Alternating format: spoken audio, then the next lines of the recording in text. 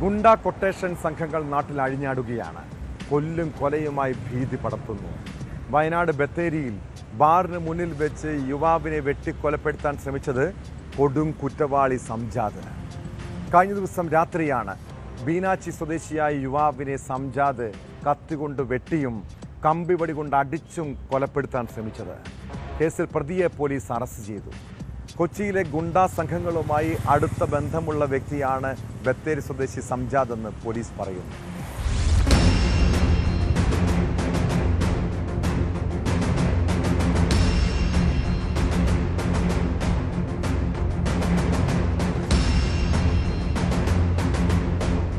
തിങ്കളാഴ്ച രാത്രിയിലാണ് ബത്തേരി ഐസക് ബാറിന് മുൻവശം വെച്ച് ബീനാച്ചി സ്വദേശിയായ യുവാവിന് നേരെ ആക്രമണമുണ്ടായത്.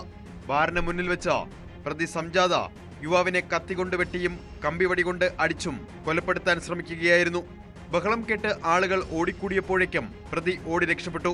പിന്നീട് പോലീസ് നടത്തിയ അന്വേഷണത്തിലാണ് സംജാദിനെ കണ്ടെത്താൻ കഴിഞ്ഞത്.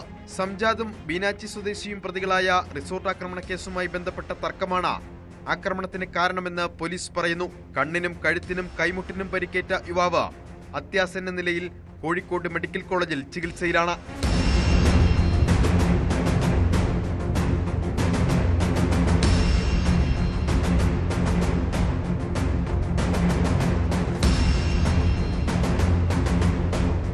കാപ്പ കേസിലെ പ്രതിയായ സംജാദിനെതിരെ വധശ്രമം, ആക്രമിച്ചു പരിക്കേൽപ്പിക്കൽ, ആംസ് ആക്ട് തുടങ്ങി ബത്തേരി, അമ്പലവയൽ പോലീസ് സ്റ്റേഷനുകളിലായി നിരവധി ക്രിമിനൽ കേസുകളുണ്ട്.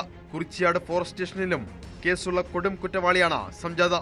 കൊച്ചിയിലെ ഗുണ്ടാ സംഘങ്ങളുമായി അടുത്ത ബന്ധമുള്ള വ്യക്തിയാണ് ബത്തേരി സ്വദേശി കൂടിയായ സംജാദ് എന്ന് പോലീസ് പറയുന്നു.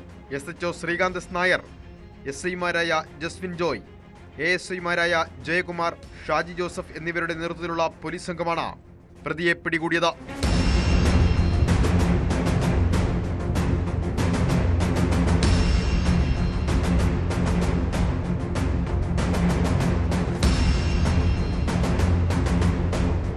ന്യൂസ് 18 വയനാട്.